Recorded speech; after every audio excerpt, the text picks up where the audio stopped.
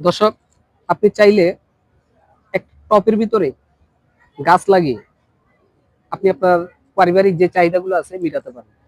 দেখেন এই টপটার ভিতরে মরিচ গাছটা লাগাইছে, দেখেন মাশাআল্লাহ কত সুন্দর সুন্দর মরিচগুলো ধরছে।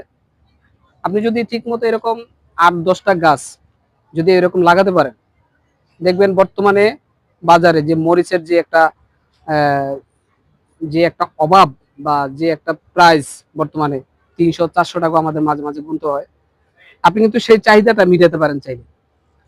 কত সুন্দর করে দেখেন ছোট্ট একটা টবের ভিতরে গাছ লাগাই দিছে, দেখেন মরিচগুলা দেখেন অসাধারণ।